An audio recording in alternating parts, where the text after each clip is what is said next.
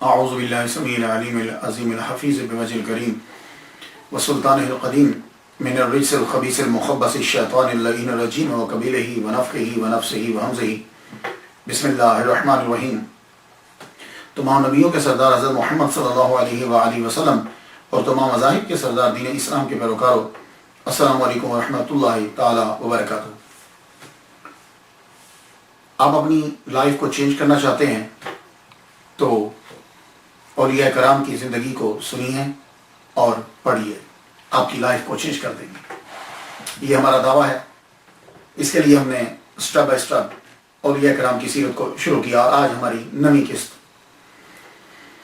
حضرت جنید بغدادی رحمۃ اللہ علیہ۔ جنید کا معنی ہوتا ہے سولجر، واریر، جنید کا معنی۔ آپ کا نام ابو القاسم شیخ الشیوخ زاہد کامل سید الطائفہ لسان القوم طاؤس العلماء سلطان المحققین جنید بن محمد بن جنید قواریری رحمۃ اللہ علیہ بہت مشہور ہوئے ہیں۔ یہ بزرگ سلسلہ کئی سلاسل کے پیشواؤں کے پیشوا۔ ہر بزرگ نے ان کی تعریف کی، ان کے کسی نہ کسی واقعے کو بیان کیا ضرور۔ آپ مرید ہیں حضرت سیوی سقطی رحمۃ اللہ علیہ کے، اور آپ نے مختلف علماء سے اور اولیاء کرام سے علم جو ہے وہ حاصل کیا۔ مسلکاً آپ شافعی، امام شافعی رحمۃ اللہ علیہ کے پیروکار ہیں۔ فقہ کے اندر آپ کی پیدائش 2218 ہجری میں ہے۔ دوسرا جو عیسوی کا حساب لگایا گیا ہے، عیسوی کا حساب جو ہے وہ 830 کا لگایا گیا۔ آپ کی آباء و اجداد جو ہے وہ نہاوند سے آئے تھے، نہاوند ایران، اور آ کر بغداد میں بسنے لگے۔ آپ کے والد گرامی جو ہیں وہ آپ گینا، شیشے، مرر، ان کا کاروبار کرتے تھے، اسی لیے آپ کو قواریری بھی کہا جاتا ہے، قواریری شیشے۔ حضرت جنید بغدادی رحمۃ اللہ علیہ، آپ کی باتیں زیادہ تر ابو یعقوب اقطع رحمۃ اللہ علیہ سے بیان کردہ ہے، زیادہ آپ کی باتیں۔ میں نے بھی جو ان کی باتیں اکٹھی کی ہیں، وہ جو کتابیں مجھے میسر تھی، میں نے ان کی اسٹڈی کرنے کے بعد آپ کی نظر کی آئی ہے۔ کتابوں کے اوراق میں سے ہوتے ہوئے حضرت جنید بغدادی رحمۃ اللہ علیہ سے ملاقات کرتے ہیں اور ان کی باتیں سماعت کرتے ہیں کتابوں کے ذریعے سے۔ تصوف کی طرف رجحان آپ کا کس طرح ہوا؟ یہ ایک اہم سوال ہوتا ہے کہ صوفیاء کرام نے ایک دم سے ٹرننگ پوائنٹ کیسے لیا۔ تو کوئی اتنا مشکل نہیں ہے، وجہ یہ ہے کہ حضرت سیوی سقطی رحمۃ اللہ علیہ سگے ماموں لگتے ہیں ان کے، اور بچپن ہی سے اپنے ماموں کے ساتھ ان کا تعلق۔ ویسے بھی ننہال کے ساتھ بچے کی محبت کچھ زیادہ ہوتی ہے بنسبت ددہال کے، اور پھر اتنا بڑا عظیم شخص ہو۔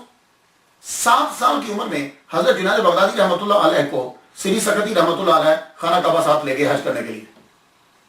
اب 7 سال کا بچہ جب جا رہا ہے حج کرنے کے لیے تو اپنے ماموں کے ساتھ حج کیا۔ رستے میں کتنی چیزیں دیکھی ہوئی، بچپن ہی سے تربیت شروع ہو گئی۔ 400 اولیاء کرام سے وہاں ملاقات ہوئی۔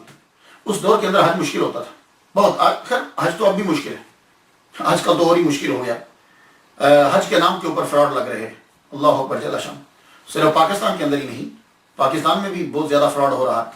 لوگ پیسے لے کے، ایک آدمی تو پیسے لے کے نکل گیا۔ یہاں امریکہ کے اندر بھی ہو رہا ہے۔ ابھی کل مجھے میرے دوست ملے ہیں، نگوری صاحب، حج کر کے آئے ابھی۔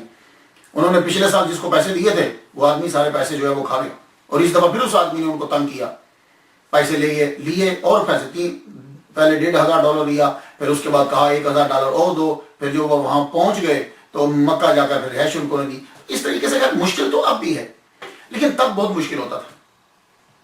اب تو خیر لالچ کوئی دیتا ہے تو ذہن میں آتا ہے، تب تو لالچ بھی کوئی نہیں دیتا تھا۔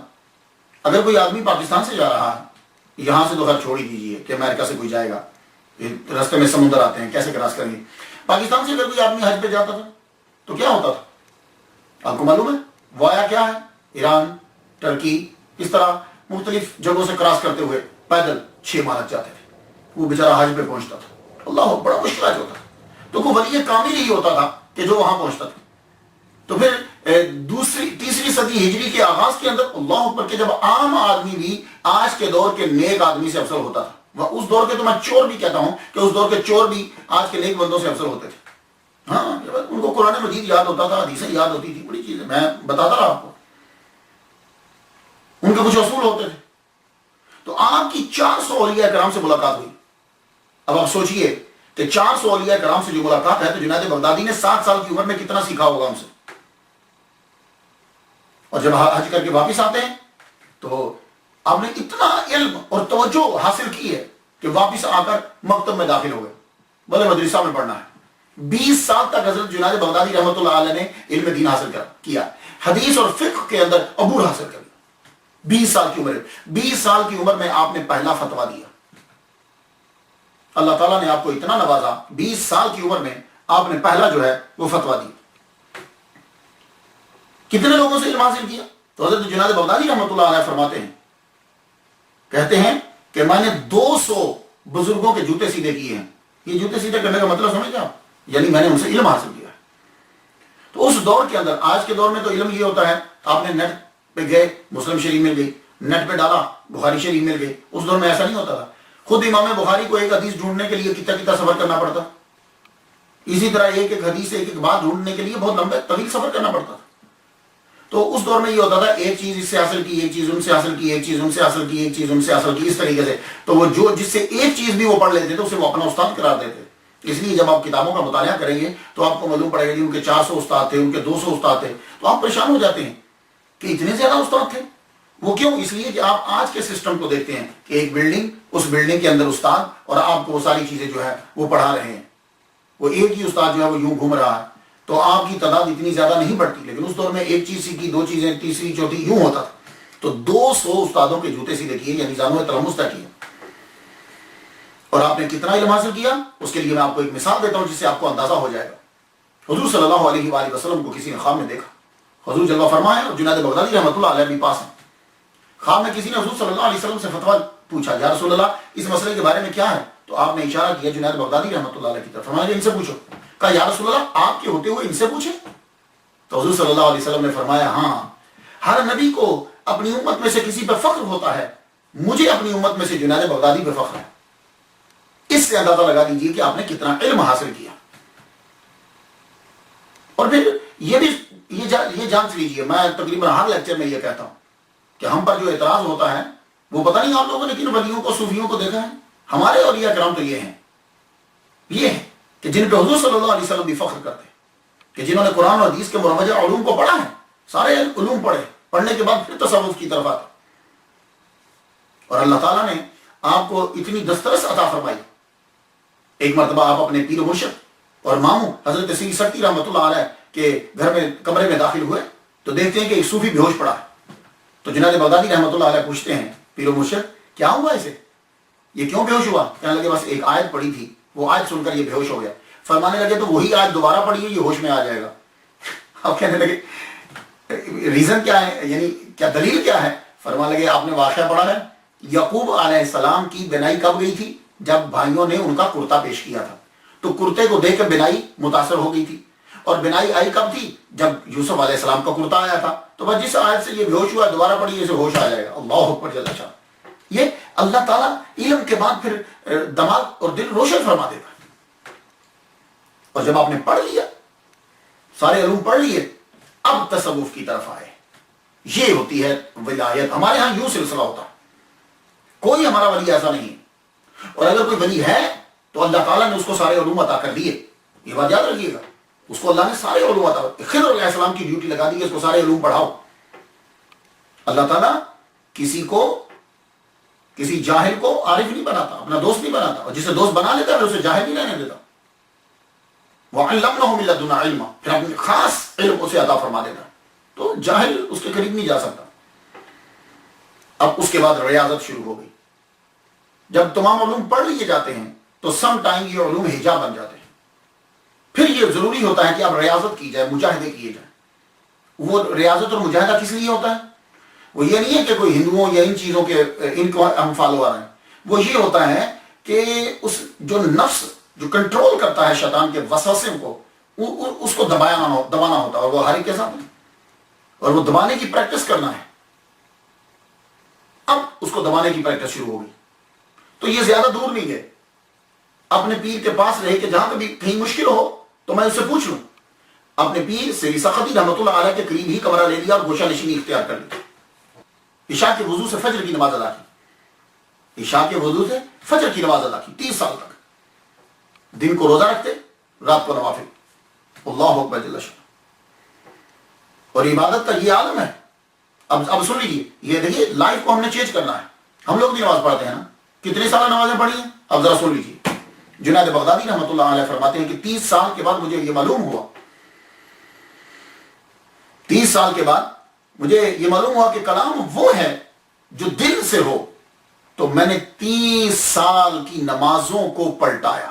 پھر سن لیجیے کہ کہتے ہیں کہ 30 سال عبادت کرنے کے بعد مجھے معلوم ہوا کہ کلام وہ ہے کہ جو دل سے ہو، تو میں نے پھر نمازوں کو 30 سال کی نمازوں کا اعادہ کیا، اور پھر اگلی 30 سال میں نے یہ التزام کیا کہ نماز پڑھتے ہوئے اگر دنیا کا خیال آ جاتا تو میں نماز دوبارہ پڑھتا، اور اگر آخرت کا خیال آ جاتا تو میں سجدہ سہو کرتا۔ اب آپ کہیں گے جی فقہ میں تو نہیں لکھا ہوا۔ ہاں، یہی تو بات ہے کہ جب صوفی بننا ہے، ولی بننا ہے، تو پھر انسان کی پاکیزگی انتہا کو ہونی چاہیے۔ ایسا کیوں کرتے تھے؟ یہ خود کو اس لیے سزا دیتے تھے کہ تیرے ذہن میں دوران عبادت اللہ کے علاوہ کوئی اور آیا تو آیا تو بھلے سے وہ آخرت ہی ہے۔ اللہ اکبر جل شانہ۔ اور توحید کا جذبہ اور توحید کا غلبہ آپ کے اندر انتہا درجے کا۔ یہ ولی کامل میں توحید، ان کی تعلیمات میں، ان کی زندگی میں، ان کے اعمال کے اندر توحید کو میں غالب دیکھتا ہوں۔ اور آپ نے ہر طرح کی عبادت کی، ذکر و اذکار، نوافل، فرائض، ایون کہ آپ نے جہاد بھی کیا ہے۔ حضرت جنید بغدادی رحمۃ اللہ علیہ نے جہاد بھی کیا، اپنے 8 دوستوں کو ساتھ لے کر جہاد کے لیے نکل گئے، اور جہاد جب آپ نے کیا تو 8 کے 8 شہید ہو گئے۔ تو آپ نے فرمایا کہ اب شاید میری باری، اب میری باری آئے گی، میں بھی شہید ہو جاؤں گا۔ پھر جہاد میں مصروف ہو گئے، لیکن جہاد، وہ لڑائی بھی ختم ہو گئی، اور آواز آئی ہم نے تمہاری زندگی جو ہے وہ اس لیے رکھی ہے کہ جا کر تم لوگوں کو دین کی تبلیغ کرو۔ آپ پھر وہاں سے واپس آئے، واپس جب آئے اب آ کے آپ نے عبادت کو پھر سے شروع کیا۔ لوگوں میں شہرت، بغداد کے اندر شہرت ہونے لگی۔ ایک مرتبہ کیا ہوا کہ اللہ تعالیٰ کی بارگاہ میں رو کے آپ کی آنکھوں میں درد ہو گیا۔ حکیم کو بلایا گیا، اور حکیم صاحب جو بلا کر لے کر آئے صاحب، وہ حکیم مجوسی تھے، آتش پرست۔ حکیم نے آتے ہی آنکھوں کو دیکھا تو کہنے لگے کہ یہ آنکھیں جو ہیں ٹھیک ہو سکتی ہیں، لیکن پانی نہ لگایا جائے اسے۔ آپ نے فرمایا تو کہہ رہا پانی نہ لگایا جائے؟ میں نے تو تازہ وضو کر کے ابھی نماز شروع کرنا ہے۔ کہنے لگا ٹھیک ہے، پانی لگاتے تو آنکھ ٹھیک نہیں ہوگی۔ فرمانے لگے ہم تو ایسا کریں گے، آپ جاؤ۔ وہ حکیم کہنے لگا اچھا میں دیکھوں گا کیسے ٹھیک ہوتی ہیں، ہم بھی بڑے مشہور حکیم ہیں۔ وہ چلا گیا، آپ نے وضو کیا، آنکھیں دھوئیں پانی سے، عبادت میں مصروف ہو گئے، عبادت میں مصروف ہوئے۔ صبح فجر کی نماز کے بعد اللہ اکبر جل شانہ، ندائی جاؤ، ہم نے تمہاری آنکھوں کو ٹھیک کر دیا، کیونکہ تم نے ہماری عبادت کے لیے تم نے پانی جو ہے وہ استعمال کیا ہے، ہم تیری آنکھوں کو ٹھیک کرتے ہیں۔ وہ حکیم کو سوچا، شرارت سوچی، دیکھوں تو صحیح جا کے، اور جا کے کہوں گا اچھا بہت توقل تھا، بڑی بات تھی، اب آپ بتاؤ تمہاری آنکھیں درد کرتی؟ وہ آیا، جب اس نے آ کے دیکھا کہ آنکھوں کو دیکھتا ہی رہ گیا، کہنے لگا، پھر اس نے جملہ کہا، حکیم نے جملہ کہا، کہنے لگا حضور مریض اصل میں میں تھا، آپ نہیں۔ پورے کھولے ہو گئے، مریض اصل میں میں تھا، آپ نہیں، میرا علاج کیجئے۔ فرمایا کہ پڑھ لا الہ الا اللہ محمد رسول اللہ۔ کوئی ایسا بھی دیکھیں کہ آپ مریض کہ ڈاکٹر کے پاس جاتے ہیں اور ڈاکٹر کو شفا دے رہے ہیں، تو آپ کی عبادت سے جو ہے وہ یہ لگن، اور تقریباً روزہ رکھتے تھے، دن کے ٹائم روزہ سے ہوتے۔ لیکن ایک بات ہے، وہ روزہ سے ہوتے، جب کوئی مہمان آ جاتا یا پتہ چلتا کہ مہمان رہے گا تو آپ پھر اس دن روزہ نہیں رکھتے تھے۔ فرماتے تھے کہ مہمان کی خدمت کرنا جو ہے وہ نفلی روزے سے افضل ہے، اس کی موافقت بھی ایک قسم کی روزہ ہی ہے۔ اللہ اکبر جل شان۔ اور ایک مرتبہ آپ نے روزہ رکھ لیا، روزہ رکھا تو آپ کو معلوم ہے کہ روزے کے اندر چیزوں سے بچنے کا آدمی وعدہ کرتا ہے صبح کے ٹائم میں کوئی کچھ کھاؤں پیوں گا نہیں، یہ تو یہی پرومس ہی ہوتا ہے، میں کچھ کھاؤں پیوں گا نہیں، حلال حرام تو بنا روزے کے بھی نہیں کھا سکتے نا، کہ حلال چیزوں بھی یہ پرومس کرتا ہوں ہماری میں نہیں کھاؤں گا۔ اور ایک بات یاد رکھیے گا، اللہ کے جو محبوب ہوتے ہیں نا، تو محب اور محبوب میں ادائیں اور باتیں مختلف ہی ہوتی ہیں. اس لیے آپ کچھ چیزیں سمجھ میں نہ آئیں تو اپنی دماغ لڑانا شروع مت کر دیا کریں. یہ محب اور محبوب کی باتیں ہوتی ہیں اور ادائیں ہوتی ہیں. روزہ رکھا، خیال آیا چلیے آج روزہ جو ہے وہ انجیر اور زیتون کے ساتھ کھولیں گے. 1 درہم دیا، 1 درہم دے کر فرمانے لگے جاؤ جا کے میرے لیے ایک انجیر لے آؤ. جعفر بن نصر سے یہ کہا کہ جاؤ جا کے میرے لیے ایک انجیر لے آؤ اور زیتون کچھ لے آؤ. 1 درہم دیا، وہ لے کر آئے. روزہ جو ہی افطار ہوا، منہ میں انجیر رکھی، انجیر رکھ کے ایک دم سے نکال کے پھینک دی، نکال کے بعد رکھی. پوچھنے لگے حضور انجیر کھائی کیوں نہیں؟ کہنے لگے جو ہی منہ میں رکھی تھی ندا آئی، آواز آئی. انہوں نے تو جملہ کچھ اور بولا ہے لیکن میں کہہ رہا ہوں، اے جنید جس شے کو تو نے چھوڑا تھا ہمارے لیے پھر متوجہ ہو گیا، تو میں نے انجیر کو نکال دی. یہ محبوب اور محب کی ادائیں ہوتی ہیں آپس کی. جب اس مقام پہ پہنچیں گے تو پھر انجیر اور یہ ساری چیزیں ختم ہو جاتی، بس وہ جملے مزہ دیتے ہیں. تو اس لیے آپ یہ نہ سمجھیں کہ آپ لوگ کھاتے ہیں تو وہ نجائز ہے. جی آدمی اپنے دماغ کو نہ سوچے. کچھ مقامات ایسے ہوتے ہیں کہ وہاں جا کر باتیں چینج ہو جاتی ہیں. اللہ اکبر جل شان. اور جب آدمی قریب آ جاتا ہے، قریب آتا ہے اللہ کے، پھر اس کی آزمائش شروع ہو جاتی ہے. یہ بات یاد رکھیے. پھر اس کے دشمن پیدا ہوتے ہیں، پھر اس کی آزمائش شروع ہوتی ہے. اور اس کی آزمائش کس طرح سے ہوتی ہے یہ بات یاد رکھیے. کچھ چیزوں کے کم کر دینے سے ہوتی ہے، کچھ چیزوں کے بڑھا دینے سے ہوتی ہے. یہ یاد رکھیے. اس لیے پریشان مت ہو کریں. لیکن زیادہ تر جو امتحان ہوتا ہے وہ 3 چیزوں سے ہوتا ہے بندے کا، آدمی کا. عورت کے ذریعے، دولت کے ذریعے، شہرت کے ذریعے.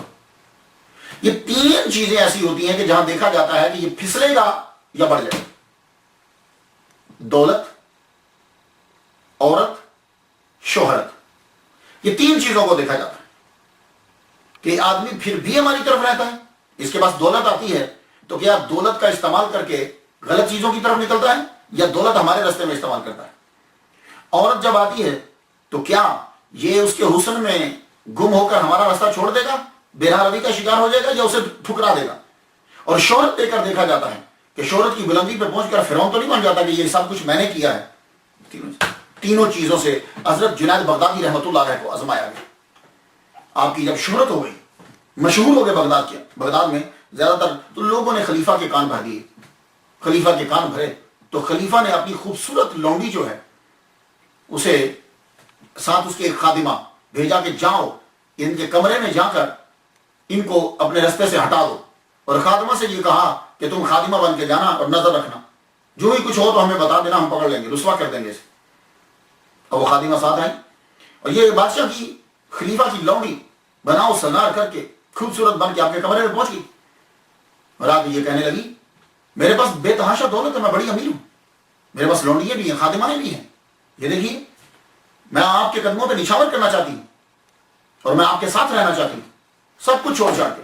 جملے تو بڑے اچھے ہیں، جملے تو بڑے اچھے ہیں، لیکن یہ جنید بغدادی ہیں، آج کا آدمی نہیں ہے.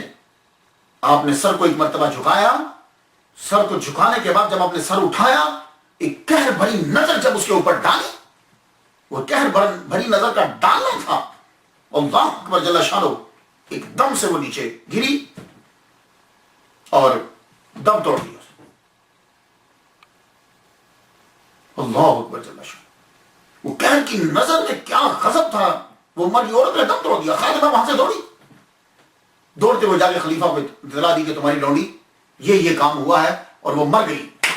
خلیفہ خود آیا آپ کے کمرے کے اندر اور آ کر معافی مانگی کہ یہ میں نے امتحان لیا تھا، لیکن یہ میری سب سے عزیز لونڈی تھی، آپ نے اس کو بھی مار دیا. فرمایا کہ تو میری 40 سال کی عبادت کو ضائع کرنا چاہتا تھا تو میں اسے مارتا نا. اللہ اکبر جل شانہ. اور جب خلیفہ آپ کے کمرے میں آیا، آپ سے آ کے معافی مانگی، اب حضرت جنید بغدادی رحمۃ اللہ علیہ کی شہرت بلندی پہ پہنچی. خلیفہ آپ کا دیوانہ ہو گیا. تو عوام کی نفسیات کچھ ڈیفرنٹ ہے، بزرگوں کی کچھ ڈیفرنٹ ہوتی ہے، اور عوام کیا دیکھتی ہے کہ پیر صاحب کے بڑے بڑے مرید ہیں، پیر صاحب کے بادشاہ، وزیر، وزراء یہ سب ہے، تو وہ پھر لوگ اس طرف چل پڑتے ہیں. یہ لوگوں کی نفسیات ہے. تو اب شہرت جو ہے وہ بڑھ گئی، شہرت زیادہ ہوئی، لوگ آپ کے پاس آنے لگے، خانقاہ بنی، آپ تعلیم دے رہے ہیں، مختلف طریقے سے لوگوں کو سکھاتے، آپ کا انداز تھا، اور آپ کی گفتگو جو ہے وہ جتنا بھی میں نے پڑھا ہے توحید کے اندر ڈوبی ہوتی تھی، اور آپ فرمایا کرتے تھے توحید ہے کیا؟ توحید یہ ہے خدا کی محبت میں خود کو فنا کر دینا، اس کی ذات میں خود کو فنا کر دینا، یہ توحید ہے۔ کیسی زبردست ڈیفینیشن ہے۔ پبلک میں واضح نہیں کرتے تھے، لوگوں کے سامنے تقریر نہیں کیا کرتے تھے، بس آپ کا طریقہ کار یہ ہوتا تھا، لوگ آپ کے پاس آتے آپ اسے دیکھتے، دیکھنے کے بعد اس کو نصیحت کر دیتے۔ ایک مرتبہ آپ کے پاس ایک سید زادہ آیا، سید زادوں کا ہم بڑا احترام کرتے ہیں، ہمیں کرنا چاہیے، سید زادے جو ہیں نسبت ہے ان کی، لیکن سید زادوں کو بھی اس بات کا خیال رکھنا چاہیے کہ ان کی نسبت کس کے ساتھ۔ ایک سید زادہ آیا، حج کرنے جا رہا تھا، بغداد میں سنا کہ حضرت جنید بغدادی رحمۃ اللہ علیہ، کہا چلو میں ان کی زیارت کرتا چاہتا ہوں۔ پاس پہنچے تو آپ نے جانچ لیا کہ بس بات تو پوری ہے، تھوڑی سی کمی رہ گئی ہے، تو معلوم ہے کیا کہتے ہیں؟ کہنے لگے آپ کے دادا مولا علی شیر خدا 2 قسم کی تلواریں چلاتے تھے، وہ دھیان سے سنیے گا سامنے ناظرین، کہ تمہارے دادا 2 قسم کی تلواریں چلاتے تھے، ایک تلوار وہ دوسروں پہ چلاتے تھے، دشمنوں پہ، اور ایک تلوار وہ اپنے نفس پہ چلاتے تھے۔ آپ کے وہ دادا ہیں، آپ بتائیے آپ دونوں میں سے کون سی تلوار چلا رہے ہیں؟ اللہ اکبر جل شانہ، آپ دونوں میں سے کون سی تلوار چلا رہے ہیں؟ زاروں کتار سے یہ زیادہ ہونے لگے، تو انہوں نے معلوم ہے کیا جملہ کہا؟ کہنے لگے حج ہو گیا۔ اب عام آدمی پڑھے گا وہ دیکھا کتنی بدعت کر دی، کہنے لگے کہ حج یہاں ہو گیا، نہیں، حج کیوں کرنے جاتے ہو؟ قرب الہی مل جائے، اللہ تعالیٰ کے محبوب بن جائے، خدا کا پتہ چل جائے، تو وہ جو چیز حج کرنے کے بعد حاصل ہوتی ہے کسی سچے آدمی کو، تو آپ نے فرمایا وہ پتہ یہاں چل گیا مجھے، اس کا مطلب یہ نہیں کہ میں کبھی حج کرنے نہیں جاؤں گا، حج بغداد میں ہوتا ہے۔ اچھا اب یہ بڑے حیران ہوں گے آپ سن کے کہ ولی کامل کا کوئی بھی بات کوئی ہوگی، آگے ایکسپلینیشن بڑی ٹاپ کی کریں گے اور خود اپنی طرف سے، جبکہ وہاں وہ ہوتی نہیں ہوگی۔ تو پلیز اولیاء کرام کے بارے میں زبان کو زپ لیا۔ تو تربیت جو ہے کر ڈالی، تو ہوش میں جب آئے کہنے لگے حضور، سید زادہ کہہ رہے حضور مجھے کچھ نصیحت فرمائیے، پھر میں کیا کروں؟ اب یہ جملہ سن لیجئے، اپنی لائف کو چینج کرنا چاہتے ہو تو جاؤ اولیاء کرام کو پڑھو۔ Do you want to change your life? So listen and read the stories of friends of Allah Ta'ala۔ سنیے ذرا، کہنے لگے تمہارا سینہ خدا کا حرم خاص ہے، اس میں اس کے سوا کسی اور کو جگہ نہ دو۔ کیا خوبصورت تبلیغ اور تربیت ہے یار۔ ایسے پیروں کے پاس جایا کرو، جو پیر تم سے 100-200 لے رہا ہے وہ تمہارا محتاج ہے، تم اس کے پاس کیا لینے جا رہے ہو یار۔ فرمانے لگے تمہارا سینہ خدا کا حرم خاص ہے، اس میں اس کے سوا کسی اور کو جگہ نہ دو، جاؤ یہ زیادہ جاؤ حج کرنے چلا جاؤ۔ مریدوں کی اصلاح جو ہے بڑے زبردست طریقے سے فرماتے۔ ایک مرید کو آپ نے دیکھا کہ وہ رو رہا ہے، آپ کو معلوم ہے جب آدمی کو درد ہوتا ہے، بخار ہوتا ہے، تکلیف ہوتی ہے تو آدمی روتا ہے، آپ اس کی عیادت کے لیے گئے تو معلوم ہے وہ رو رہا تھا، تو کیا فرمایا؟ خوبصورتی کے ساتھ بڑی خوبصورتی سے اس کو تعلیم دے رہے ہیں۔ کہنے لگے اللہ کی عطا کردہ تکلیف پہ رو کر دنیا سے شکایت کر رہا ہے کہ تجھے تکلیف ہوئی اور اب رو رہا ہے، تو دنیا کو بتلا رہا ہے، تو دنیا کو رو کر بتلا رہا ہے، اس کی شکایت کر رہا ہے۔ تکلیف پر شکایت کے بنا صبر کرنا، پھر سن لیجیے، تکلیف پر شکایت کے بنا صبر کرنا، شکایت نہ کرنا اور پھر صبر کرنا، یہ اصل بات ہے۔ اور اگر آدمی شکایت کر کے صبر کرتا ہے یہ صبر نہیں ہوتا۔ وہ آدمی نے پہلے 3 دن رو لیا، رونے کے بعد کہ کوئی بات نہیں میں اب صبر کرتا ہوں، وہ صبر نہیں ہے، وہ وقت گزر گیا، اس نے مرم کر دیا۔ تو مریدوں کی اصلاح جو ہے وہ غضب کی فرماتے۔ ایک مرتبہ ایک مرید کو یہ خیال آیا کہ میں کامل ہو گیا، میں کامل ہو گیا۔ ہوتا ہے نا آدمی اکثر جو لوگ جو ہیں 30-35 سال کے بعد یورپ میں، امریکہ میں، ان جگہوں میں 30-35 سال کے بعد ان کو خیال آتا ہے اب نمازیں پڑھیں، وہ مسجد میں آ کے کو تقریباً کوئی 2-3 مہینے وہ نمازیں پڑھتے ہیں اور سمجھنے لگ پڑھتے ہیں کہ اب کم از کم تو ہم کو بڑے جو پہلی صدی کے ولی اللہ ان کے برابر تو ہم ہو گئے، پھر وہ تنگ کرتے ہیں مولویوں کو، دوسروں کو، اور ایسے ہی ہوتا ہے، وہ شیطان ان کو خیال ڈالتا ہے۔ تو بعض اوقات خیال آتا آدمی کے ذہن میں، یار میں بڑے رتبے والا ہو گیا ہوں، تو وہ مرید کے ذہن میں یہ آ گیا، آپ کا مرید جنید بغدادی رحمۃ اللہ کا خیال آیا کہ مجھے اب پیر کی صحبت کی ضرورت نہیں ہے، میں بلند مرتبے پہ پہنچ گیا ہوں۔ اس نے صحبت چھوڑ دی، بیٹھ گیا، تو لوگوں کو یہ بتانے لگا کہ جانتے ہو رات کو ملائکہ آتے ہیں، مجھے اونٹ پہ بٹھاتے ہیں اور جنت کی سیر کراتے ہیں۔ یہ بات مشہور ہوگی، مشہور ہوتے ہوتے حضرت جنید بغدادی رحمۃ اللہ علیہ تک پہنچی۔ آپ بھی اس کے کمرے میں گئے، حجرہ میں گئے، جا کہنے لگے بھائی تیری بڑی شہرت سنی ہے، آج جب تجھے جنت میں لے جائے نا، تو جنت میں جب تو پہنچے تو لا حول ولا قوت الا باللہ العلی العظیم پڑھنا۔ جو ہی ہوا جب رات کو پڑھا تو کیا ہوا کہ جو ہی اس نے پڑھا ایک دم سے ہر چیز غائب، اور جو وہ جنت اسے نظر آ رہی تھی وہاں مردوں کی ہڈیاں پڑی تھی۔ اب اسے خیال آیا، دوڑتا ہوا پیر کی صحبت میں پہنچا کہ میں آپ سے ہٹ کر گمراہ ہو گیا، کس طرح تربیت کی۔ تو پیر کے لیے ضروری ہوتا ہے عقل کو کیسے صحیح کرنا ہے، اس کی سوچ کہاں جا رہی ہے، اس سوچ کو کہاں کیسے ٹھیک کرنا ہے، شیطان اس کو کس طرح سے ورگلا رہا ہے، وسوسہ ڈال رہا ہے، اسے کیسے ٹھیک کرنا ہے، یہ پیر نظر ڈالے، اور پیر کی نظر ہونی چاہیے۔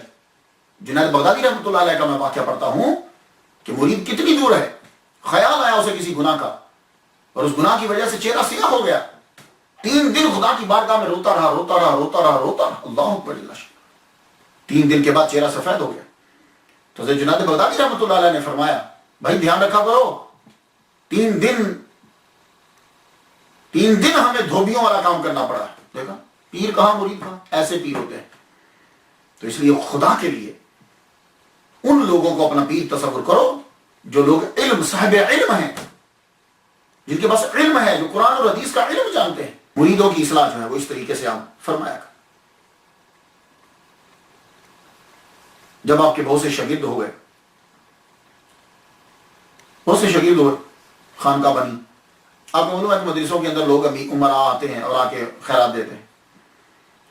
ایک مرید ایک درویش کو لیا ایک امیر نے، اب یہاں دیکھیے کس طرح سے تعلیم دے رہے ہیں۔ وہ امیر سب سے پہلے ہم جس کے بارے میں سنیں گے اس کے بارے میں بیان کر دیتے ہیں۔ جب آپ نے تبلیغ انفرادی طور پر کی تو اب حکم آیا کہ تبلیغ جو ہے وہ اجتماعی طور پر شروع کر دی جائے۔ کیسے؟ یعنی تقریر کر دی جائے، برسر ممبر تقریر کی جائے۔ حضرت خواجہ سری سختی رحمۃ اللہ علیہ آپ کے پاس تشریف لائے، آ کے کہنے لگے بیٹے اب برسر ممبر واز شروع کر دو۔ عرض کرنے لگے جب تک پیر صاحب آپ ہیں میں واز نہیں کر سکتا۔ پیر صاحب خاموش ہو کے چلے گئے واپس۔ بڑی رسپیکٹ کرتے تھے، کیوں؟ فرماتے تھے یہ واحد مرید ہے کہ جو پیر سے بھی درجے میں بلند ہو گیا۔ اور اس بات کو کشف المحجوب میں داتا گنج بخش علی اجویری رحمۃ اللہ علیہ نے بھی نقل کیا ہے۔ اور کسی نے جب حضرت خواجہ سری سختی رحمۃ اللہ علیہ سے پوچھا کہ کبھی مرید پیر سے بڑھ جاتا ہے، کہنے لگے ہاں، جنید بغدادی کو دیکھ لو، یہ مجھ سے بڑھ گیا ہے، بلند مقام پہ چلا گیا۔ آپ سری سختی رحمۃ اللہ خاموشی سے واپس چلے گئے، واپس جب گئے رات کو جنید بغدادی رحمۃ اللہ علیہ جب سوئے تو محمد صلی اللہ علیہ وآلہ وسلم کا دیدار ہوا۔ فرمانے لگے جنید تم برسر ممبر کل سے بات شروع کرو گے۔ کیسی پاک زبانیں ہیں کہ سرکار آرڈر دیتے ہیں کہ تم تقریر کرو۔ فجر کا وقت شروع نہیں ہوا، جنید بغدادی رحمۃ اللہ جلدی سے گھر سے اٹھے اور حضرت سری سختی رحمۃ اللہ علیہ کے دروازے پہ پہنچ گئے۔ دروازہ کھٹکھٹایا، سری سختی رحمۃ اللہ علیہ مسکراتے ہوئے باہر نکلے، تو چہرہ دیکھ کے خود ہی کہنے لگے، کہتے ہیں ہم نے جب کہا تھا تو سچ نہ جانا، عالم خام میں دیکھا تو سچ جانا۔ کہنے لگے سنو، وہ جنید بغدادی رحمۃ اللہ سننے لگے پیر صاحب کو کیسے پتا ہے؟ کہنے لگے اللہ نے مجھے کہا کہ میں نے حضور سے کہا ہے۔ تو ان لوگوں کے دل کتنے صاف تھے کہ اللہ کے نور، مجھے آواز آئی ہے کہ اللہ پاک نے نبی سے کہا کہ جاؤ آپ جا کے حکم دو جنید بغدادی کو کہ وہ تقریر کرے، برسر ممبر واز کرے۔ سب سے پہلا واز جو آپ نے کیا، 40 لوگ اس مجمع کے اندر موجود تھے اور ان 40 میں سے 30 ابدال تھے، اور تقریر آپ زیادہ تر توحید پہ فرمایا کرتے تھے۔ اور پھر جب آپ تقریر شروع فرماتے تو پھر موتی بکھیرتے، تو آپ بھی چند موتی چن لیں، میری زبان سے سن لیں، اور سننے کے بعد سر کو دھن لیں۔ پورے خطبات تو نہیں، چند باتیں۔ فرماتے ہیں کہ صوفی وہ ہے جو اللہ اور رسول کی اس طرح اطاعت کرے، ایک ہاتھ میں قرآن ہو اور دوسرے میں حدیث۔ لو اب یہ بات آپ کو تو آگے پھیلا دینی چاہیے، کہ اگر کسی نے صوفی بننا ہے، پیر بننا ہے، ولی اللہ بننا ہے، تو جنید بغدادی رحمۃ اللہ فرما گئے کہ پھر یوں ایک ہاتھ میں قرآن اور ایک ہاتھ میں حدیث، اب چلو وہ صوفی ہے۔ فرماتے ہیں اللہ دور رہتے ہوئے بھی نزدیک ہے اور نزدیک ہوتے ہوئے بھی دور ہے۔ اب یہ جملہ آپ لوگ سمجھ سکتے ہیں، دور رہتے ہوئے بھی نزدیک ہے، دور ہے یعنی اس کا کوئی ٹھکانا نہیں تو دور ہے، دور رہتے ہوئے بھی نزدیک ہے اور نزدیک ہوتے ہوئے بھی دور ہے۔ دور رہتے ہوئے نزدیک ہے، شارک سے زیادہ قریب، اور نزدیک ہوتے ہوئے بھی دور ہے یعنی شارک کے پاس ہے، لیکن جب تک تم آگے نہیں بڑھتے تو تمہیں وہ کہاں ملے گا۔ اور فرماتے ہیں کہ 20 سال سے صرف میں ظاہری تصوف بیان کر رہا ہوں کیونکہ مجھے اس کے نکات بیان کرنے کی اجازت نہیں ہے۔ تصوف کے 1000 مسائل کے اوپر آپ نے حضرت ابوبکر رحمت اللہ علیہ سے ڈسکس کیے 1000 مسائل، اور جب وہ دنیا سے جانے لگے تو انہوں نے وصیت کی کہ یہ سارے اوراق، یہ مسائل جن پہ میری اور جنید بغدادی رحمت اللہ علیہ سے گفتگو ہوئی ہے، یہ سب میری قبر میں دفنا دیے جائیں۔ آپ کو جب علم ہوا تو آپ نے فرمایا جب تم کسی کو دو گے تو وہ پڑھے گا۔ بارہا ایسا ہوا ہے کہ خاص باتیں جو ہیں وہ چوری ہوئی اور پھر وہ آدمی ان کو برداشت نہ کر پایا، جیسے حسین ابن منصور حلاج جو ہے اس کے ساتھ بھی یہ ہوا، تو کہنے لگے یہ باتیں ہمارے دونوں کے درمیان ہی دل میں رہنی چاہیے۔ وہ کیسے مسائل ہوں گے کہ جو ان دونوں کے دلوں میں رہ گئے، لوگ سنتے تو برداشت نہ کر پاتے۔ آپ کا مجمع بڑھنے لگا، 40,000 تک لوگ جو ہیں آپ کے مجمع میں موجود ہوتے، توحید اور معرفت کی باتیں سننے کے لیے آتے۔ کچھ لوگ بے ہوش ہو جاتے، کچھ جان بحق ہو جاتے، کچھ کو اللہ توبہ کی اور کچھ کو اللہ تعالیٰ اسلام کی توفیق عطا فرماتا۔ کسی نے پیام پہنچایا، یہ کہاں جناب بغدادی عوام کے سامنے تقریر کر رہے ہو، ندامت نہیں ہوتی، ریاکاری ہے، لوگوں کے سامنے تقریریں کرتے ہو۔ فرمانے لگے یہ واز میں نے خود شروع نہیں کیا، جب تک کہ 30 ابدالوں کا مجھے حکم نہیں آیا، اللہ کا مجھے حکم اور رسول کا مجھے حکم نہیں پہنچا، تب تک میں نے شروع نہیں کیا۔ اس لیے میں ریاکاری نہیں ہے، پیچھے سے آرڈر ہے۔ ابن شرح نے لوگوں کو جواب دیتے ہوئے کہا، کسی نے کہہ دیا ہوگا ان کا علم جو ہے وہ جب کلام کرتے ہیں تو علم کے مطابق نہیں ہوتا۔ فرمانے لگے یہ مجھے تو پتہ نہیں، لیکن یہ تمہیں میں بتا دوں کہ جب وہ کلام کر رہا ہوتا ہے تو لگتا ہے کہ رب تعالیٰ اس کو لفظ عطا فرماتا جا رہا ہے، اس کی طرف سے یہ لفظ جاری ہو۔ کبھی کبھی آپ کا بات بہت مشکل ہو جاتا، وجہ اب پی ایچ ڈی گفتگو کر رہا ہو تو یہ بچے کو کیا سمجھ آئے گا، اتنا مشکل ہو جاتا۔ تو ایک صاحب تو مجمع میں کھڑے ہو گئے، کہنے لگے جنید بغدادی، جنید تمہاری باتوں کی مجھے سمجھ نہیں آ رہی، تم کیا کہہ رہے ہو، میری سمجھ میں نہیں آ رہا۔ تو فرمانے لگے 70 سال کی عبادت کو قدموں میں رکھ، عبادت قدموں میں رکھ اور اپنا سر جو ہے وہ جھکا دے، پھر سمجھ میں نہ آئے تو میں مجرم، میں قصوروار ہوں۔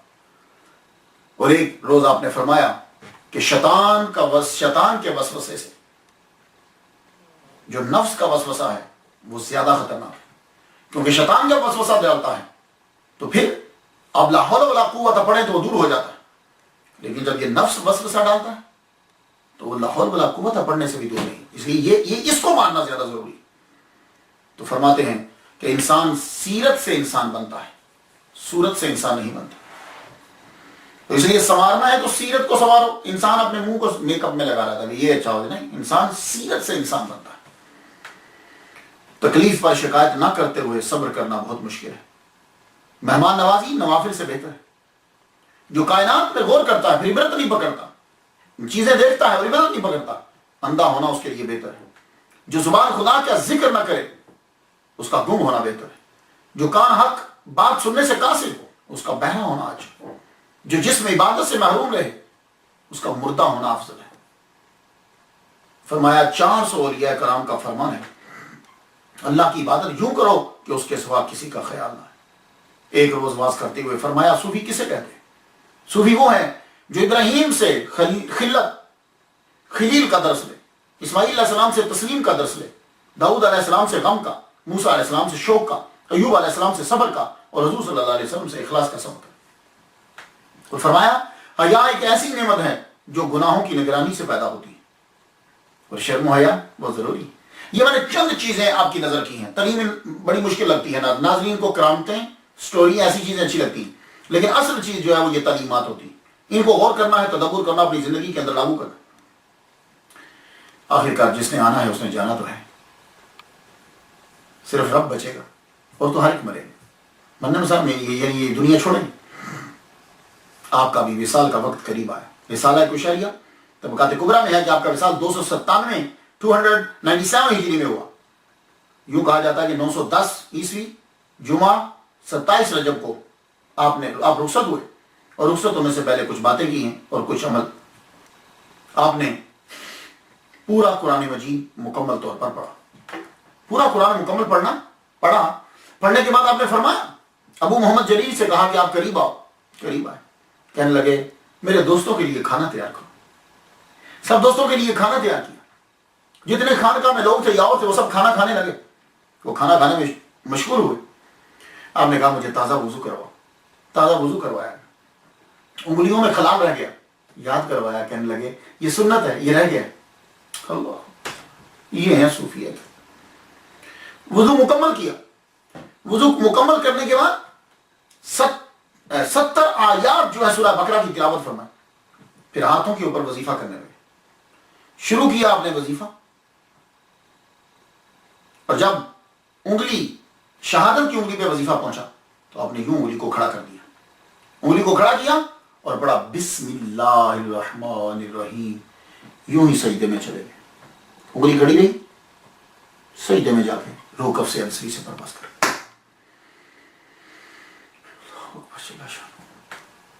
آپ کو آپ کے پیر کے پاس ہی، حضرت سری سقطی رحمۃ اللہ علیہ کے پاس ہی آپ کو دفنا دیا گیا۔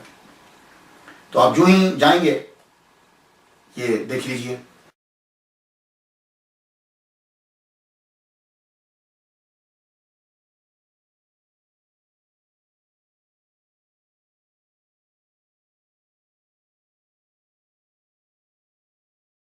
حضرت جنید بغدادی رحمۃ اللہ کی قبر، پیچھے حضرت سری سقطی رحمۃ اللہ، بغداد کے اندر۔ اور اس قبرستان میں بہت سے لوگوں کی قبریں ہیں، بڑی شخصیات، اولیاء کرام اور تاریخی شخصیات بھی اس کے اندر ہیں۔ تو جو ستارہ 830 عیسوی میں طلوع ہوا، 910 کو اسے بلا لیا۔ ٹائٹل جملہ، لوگوں نے پوچھا کہ محبت کس سے کرنی چاہیے؟ ٹائٹل جملہ ہے، لوگوں نے پوچھا کہ محبت کس سے کرنی چاہیے؟ آپ نے فرمایا اس کے ساتھ جس نے نیکی کی اور وہ اپنی نیکی کو بھول گیا۔ بڑا مشکل ہے آج کے دور میں کہ یعنی آپ کو دوست کسے بنانا ہے، محبت کس سے کرنی ہے؟ اس بندے سے کرو کہ تم سے اس نے نیکی کی اور نیکی کر کے بھول گیا۔ آپ نے بہت سے مرید و خلفاء مشہور ہوئے آپ کے، مگر حضرت ابوبکر شبلی رحمۃ اللہ علیہ کا ایک الگ ہی مقام ہے۔